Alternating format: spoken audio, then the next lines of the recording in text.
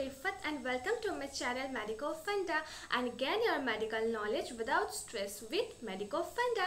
তো फ्रेंड्स আজকে short note সিরিজে তোমাদের সবাইকে স্বাগত জানাই। আজকে আমরা চেষ্টা করব একটা শর্ট নোট নিয়ে ডিসকাস করার। তো আজকে আমরা এই ভিডিওতে যে শর্ট নোট নিয়ে ডিসকাস করব সেটা হলো আজকের ভিডিওতে আমরা কোল্ড অ্যাবসেস নিয়ে ডিসকাস করব। আগের ভিডিওতে আমরা পায়োজেনিক অ্যাবসেস নিয়ে ডিসকাস করেছিলাম, তো আজকে আমরা জানবো এই কোল্ড অ্যাবসেস নিয়ে। তো এই কোল্ড অ্যাবসেস কিন্তু নন রিঅ্যাক্টিং ইন নেচার হয়, যেমন কোনো এতে কিন্তু কোনো ধরনের সাইন অফ ইনফ্লামেশন প্রেজেন্ট থাকে না, তাই একে নন রিঅ্যাক্টিং ইন নেচার বলা হয়ে থাকে। তো ফার্স্টে আমরা দেখবো ইন্ট্রোডাকশনে তো কোল্ড অ্যাবসেস তো আমরা জানবো, তার আগে আমি একটু জেনে নিই অ্যাবসেস জিনিসটা কি। So an abscess is a collection of pus from localized infection in the body। মানে আমাদের বডির যে কোনো জায়গায় কোনো ধরনের ইনফেকশন বা কোনো ধরনের কারণে যদি কোনো জায়গায় সোয়েলিং হয়, তার ভেতরে পুঁজ জমা হয়, পাস ফর্মেশন হয়ে যায়, তাকেই কিন্তু বলা হচ্ছে এই abscess. So cold abscess means the abscess which does not show the sign of inflammation। তো আমি যেটা আগে বললাম, কোল্ড অ্যাবসেস কিন্তু এমন একটা অ্যাবসেস যেখানে কিন্তু কোনো ইনফ্লামেশনের কোনো ধরনের সাইন বা সিমটম প্রেজেন্ট থাকে না।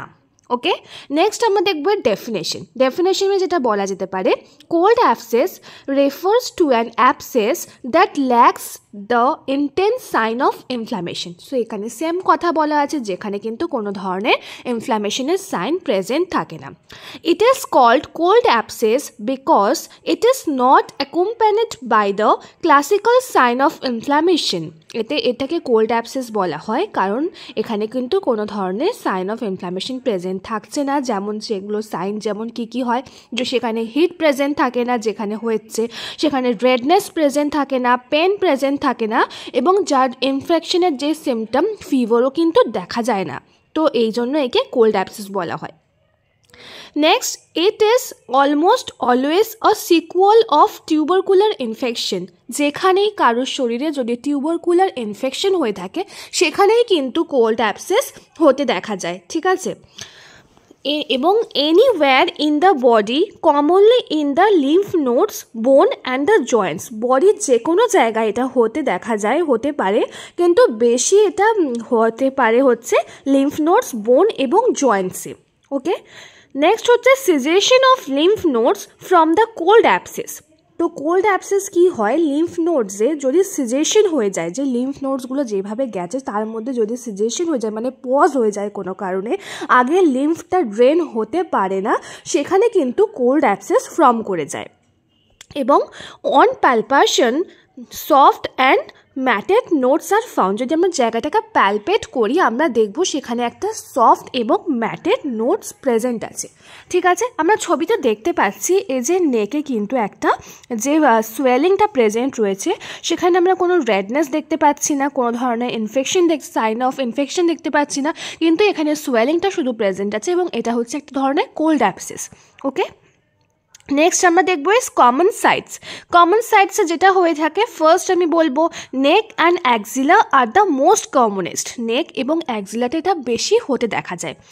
লয়েন from the caries of spine, এখানেও হতে দেখা যায়। At the site of chest from the tuberculosis of ribs.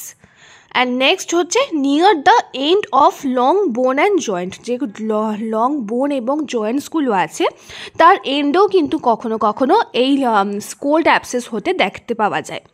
Next আমরা দেখবো ইটিওলজি মনে হচ্ছে কিছু কজ বললাম, তাছাড়াও অ্যাক্টিনোমায়োসিস হলে কারুর, এবং লেপ্রোসির ক্ষেত্রে, বা মেডুরা ফুট এক্সেট্রা, এই সমস্ত ডিজিজ কন্ডিশনে কিন্তু এই কোল্ড অ্যাবসেস হতে দেখা যায়। নেক্সট আমরা দেখব ক্লিনিক্যাল ফিচার্সে আমরা যেটা ফার্স্টে দেখব, সেখানে হচ্ছে কোনো ধরনের সাইন অফ ইনফ্লামেশন প্রেজেন্ট থাকবে না, তার মানে no local rise of temperature. সেখানে কোনো ধরনের কোনো ধরনের ইনফেকশন বা ইনফ্লামেশন, সেখানে একটা হিট প্রেজেন্ট থাকে, একটা গরম ভাব প্রেজেন্ট থাকে, সেটা থাকবে না। নো টেন্ডারনেস, সেখানে কোনো টেন্ডারনেস প্রেজেন্ট থাকবে না। নো রেডনেস, সেখানটা জায়গাটা লালও হয়ে থাকবে না। শুধুমাত্র সফট সিস্টিক ফ্ল্যাকচুলেন্ট সোয়েলিং, যে জায়গাটা হবে কোল্ড অ্যাবসেসটা, সেখানটা কিন্তু হাত দিলে দেখবো সেখানটা ফুলে রয়েছে, এবং সেই জায়গাটা সফট হয়ে আছে, এবং ধরো সিস্টিক সোয়েলিং প্রেজেন্ট আছে। ওকে, এবং ট্রান্সলুমিনেশন টেস্ট যদি আমরা করি, সেখানে কিন্তু আমরা নেগেটিভ আসবে। ওকে, নেক্সট আমরা দেখবো ইনভেস্টিগেশনে হচ্ছে হচ্ছে ল্যাব স্টাডিজের মধ্যে হচ্ছে যদি আমরা যেমন দেখি হচ্ছে কি যেমন যে টেস্টগুলো যেমন ম্যানটক্স টেস্ট বা টিউবারকুলিন টেস্ট, যেহেতু টিউবারকুলোসিস হলে এই কোল্ড অ্যাবসেস প্রেজেন্ট হয় সেই ক্ষেত্রে। তাছাড়াও রয়েছে আমাদের ব্লাড টেস্টে দেখবো ইএসআই অনেকটা হাই আছে, বা হয়তো পিসিআর এই ধরনের টেস্টগুলো আছে। এছাড়াও কনফার্ম করার জন্য মাইক্রোবায়োলজি স্টাডিজ রয়েছে। তাছাড়া রয়েছে হচ্ছে রেডিওলজিক্যাল কিছু ডায়াগনোসিস, যেমন হচ্ছে ultrasound, CT scan, MRI, spine, বোন স্ক্যান, এই ধরনের কিছু টেস্টের মাধ্যমে ইনভেস্টিগেশন করা যায় এই কোল্ড অ্যাবসেসকে। তো এই হয়ে গেল আজকের ভিডিও। আই হোপ এই ভিডিওটি তোমাদের ভালো লেগেছে, হেল্পফুল লেগেছে। যদি ভিডিওটিকে তোমাদের ভালো লেগে থাকে, হেল্পফুল লেগে থাকে, তো এটিকে একটি লাইক অবশ্যই করো। আর তোমার ফ্যামিলি, ফ্রেন্ডস, রিলেটিভ সবার সাথে আমার এই ভিডিওটিকে অবশ্যই শেয়ার করো। And don't forget to subscribe my channel. By friends.